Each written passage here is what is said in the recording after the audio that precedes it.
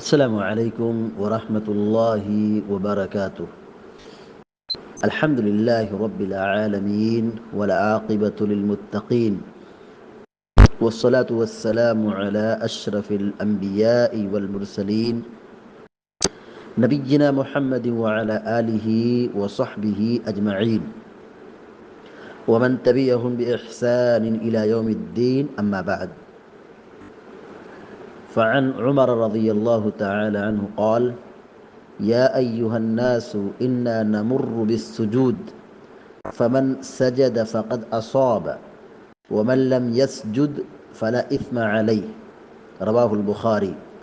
وفيه إن الله تعالى لم يفرض السجود إن الله تعالى لم يفرض السجود إلا أن يشاء وهو في الموطأ.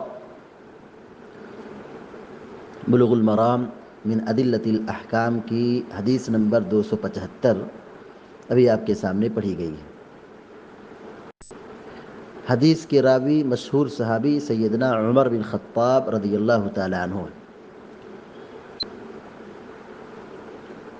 بیان کرتے ہیں کہ قال یا ایھا الناس، انہوں نے کہا کہ اے لوگو۔ یا ایھا الناس، یا مانے اے، ناس مانے لوگ۔ یا ایھا الناس، اے لوگو۔ انا نمر بالسجود، انا مانے بے شک، انا مانے بے شک ہم، نمر ہم گزرتے ہیں، انا نمر بے شک ہم گزرتے ہیں، بالسجود سجدے سے، انا نمر بالسجود بے شک ہم لوگ سجدے سے گزرتے ہیں، یعنی آیت سجدہ سے گزرتے ہیں، پڑھتے ہوئے گزرتے ہیں۔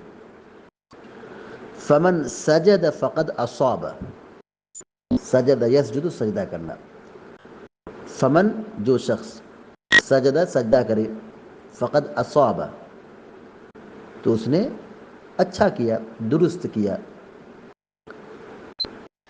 ومن لم یسجد فلا اسم علیہ، لم یسجد سجدہ نہیں کیا، لم مانے نہیں، یسجد سجدہ، یسجد مانے سجدہ کرنا، لم یسجد سجدہ نہیں کیا، فمن لم یسجد، فمن لم یسجد جس نے سجدہ تلاوت نہیں کیا، فلا اثم علیہ، فلا مانے نہیں، اثم مانے گناہ، اثم مانے گناہ جمع آثام، فلا اسم علیہ، علیہ مانے اس پر، ومن لم یسجد فلا اثم علیہ جو آدمی سجدہ نہ کرے، فلا اسم علیہ تو اس پر کوئی گناہ نہیں ہے۔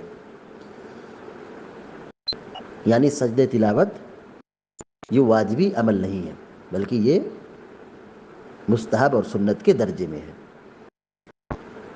عمر بن خطاب رضی اللہ تعالیٰ عنہ عوام سے خطاب کر رہے ہیں، مسلمانوں سے خطاب کر رہے ہیں، تمام لوگوں سے خطاب کر رہے ہیں، تو ظاہر ہے یہ پبلک میں اتنی اہم بات بیان کر رہے ہیں، تو گویا کہ صحابہ اکرام کا اس بات پر اجماع ہے، صحابہ اکرام کا اس بات پر اجماع ہے کہ سجدہ تلاوت واجب اور ضروری عمل نہیں ہے، جو کر لیتا ہے وہ ثواب کا مستحق ہے، بہتر اس نے کام کیا، سنت کے مطابق عمل کیا، لیکن اگر کوئی شخص چھوڑ دیتا ہے تو وہ قابل ملامت نہیں ہے اور اس پر کوئی گناہ اور کوئی سزا نہیں ہے۔ رواہ البخاری، امام بخاری رحمہ اللہ نے اس حدیث کو بیان کیا ہے۔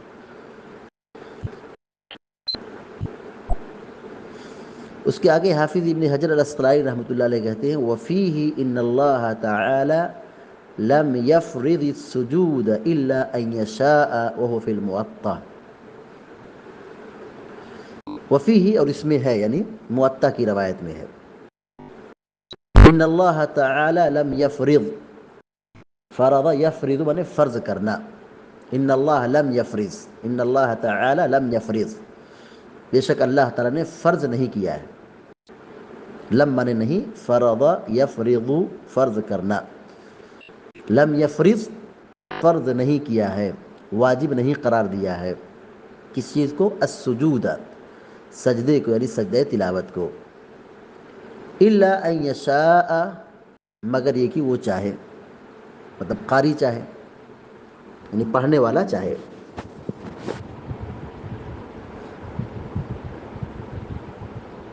موطا کی روایت میں یہ بات لکھی ہوئی ہے کہ ان اللہ تعالی لم یفرض السجود الا ان یشاء، کہ اللہ تعالیٰ نے سجدہ تلاوت کو فرض نہیں قرار دیا ہے، واجب نہیں قرار دیا ہے. الا ان یشاء، مگر یہ کہ وہ خود چاہے، یعنی قاری چاہے، پڑھنے والا. یعنی پڑھنے والا اگر سجدہ کرنا چاہتا ہے تو سجدہ کر سکتا ہے. اس کی وضاحت اور اس کی صراحت اس سے پہلے گزر چکی ہے کہ اللہ کے نبی صلی اللہ علیہ وسلم نے سجدہ تلاوت کیا بھی ہے اور چھوڑا بھی ہے، صحابہ نے کیا بھی ہے اور صحابہ نے چھوڑا بھی ہے. وَهُوَ فِي الْمُوَطَّأِ، اور یہ بات کہاں کی ہے؟ موطا کی ہے. یعنی ان اللہ تعالی لم یفرض السجود الا ان یشاء، یہ روایت کہاں کی ہے؟ کہتے ہیں وَهُوَ فِي الْمُوَطَّأِ، اور یہ موطا کے اندر ہے. یعنی موطا امام مالک رحمہ اللہ کی مشہور کتاب ہے، جس کے بارے میں امام شافعی رحمۃ اللہ علیہ کہتے ہیں کہ اس روئے زمین پر سب سے صحیح کتاب اللہ کی کتاب کے بعد موطا امام مالک ہے. تو موطا کی یہ روایت ہے. البتہ بعض نسخوں میں الا ان یشاء کی جگہ پہ ان نشاء کا لفظ ہے، جمع کا صیغہ ہے. شاء یشاء کا معنی ہوتا ہے چاہنا، شاء یشاء کا معنی ہوتا ہے چاہنا. ان یشاء یہ غائب کا صیغہ ہو گیا، واحد کا. اور بعض نسخے میں ان نشاء، ان نشاء نہیں، ان نشاء، الا ان نشاء جمع کے ساتھ ہے. تو اس کا معنی کیا ہوگا؟ الا ان نشاء، الا یہ کہ ہم چاہیں، الا یہ کہ ہم چاہیں، یعنی قاری. یعنی قاری کو، پڑھنے والے کو، تلاوت کرنے والے کو اختیار ہے کہ سجدہ کرے یا سجدہ نہ کرے. تو ظاہر ہے فرض اور واجب کے معاملے میں اختیار نہیں ہوتا ہے. اختیار کہاں ہوتا ہے؟ جب وہ فرض اور واجب نہ ہو.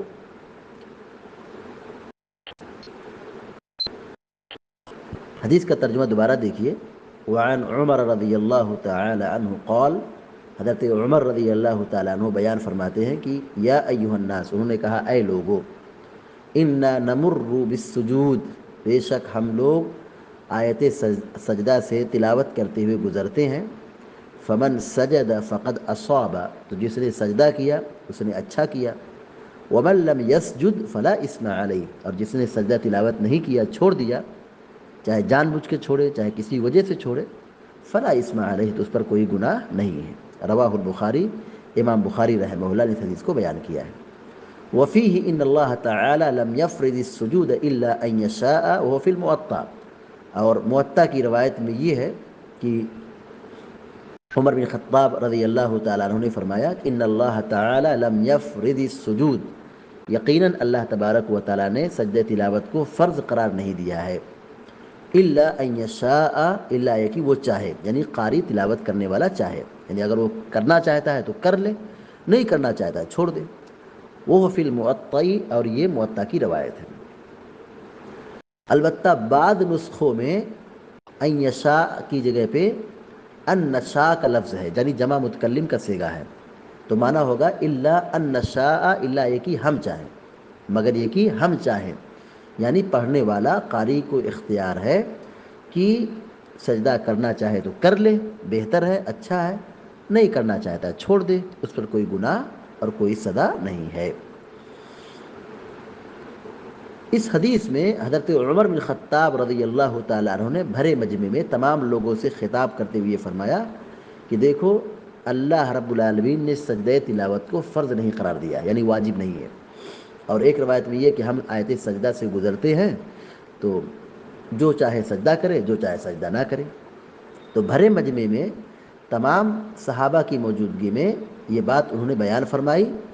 سننے والے صحابہ وہاں موجود تھے، کسی صحابی نے اس پر اعتراض نہیں کیا ہے. تو اس سے یہ پتہ چلتا ہے کہ سجدہ تلاوت کے حکم کے سلسلے میں کہ یہ واجب اور فرض عمل نہیں ہے، یہ مستحب اور مسنون عمل ہے.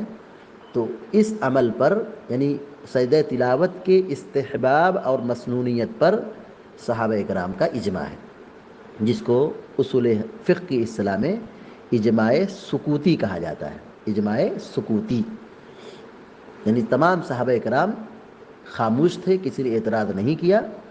تو اس سے پتہ چلتا ہے کہ سجدہ تلاوت واجب اور فرض نہیں ہے. ائمہ اربعہ میں سے دیکھیے امام مالک رحمۃ اللہ علیہ اور امام شافعی رحمۃ اللہ علیہ کا اور اکثر علماء کا اور علماء اہل حدیث کا موقف یہی ہے کہ سجدہ تلاوت واجب اور فرض نہیں ہے، مگر احناف کے یہاں سجدہ تلاوت کو واجب قرار دیا گیا ہے. یعنی حنفیہ کے نزدیک سجدہ تلاوت واجب اور فرض عمل ہے.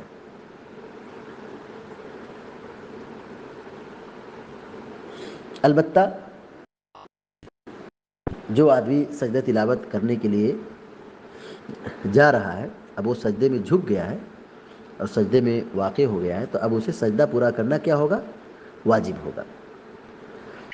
اس حدیث سے یہ بات معلوم ہوتی ہے کہ سجدہ تلاوت واجب نہیں ہے بلکہ مستحب عمل ہے.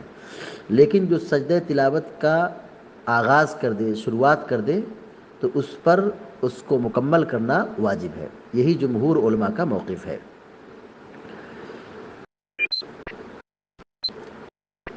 دوسری بات یہ معلوم ہوئی کہ سجدہ تلاوت چھوڑنے پر کوئی گناہ نہیں ہے کیونکہ یہ مستحب عمل ہے. تیسری بات یہ معلوم ہوئی کہ قرآن پڑھنا چاہیے اور سجدہ تلاوت کا اہتمام کرنا چاہیے. قرآن پڑھنا چاہیے اور سجدہ تلاوت کا اہتمام کرنا چاہیے. اللہ تعالیٰ سے دعا ہے کہ اللہ تعالیٰ ہم سب کو آپ سب کو علم نافع اور عمل صالح کی توفیق عطا فرمائے. آمین یا رب العالمین. وصلی اللہ علی نبینا محمد وسلم تسلیما کثیرا. السلام علیکم و رحمۃ اللہ وبرکاتہ.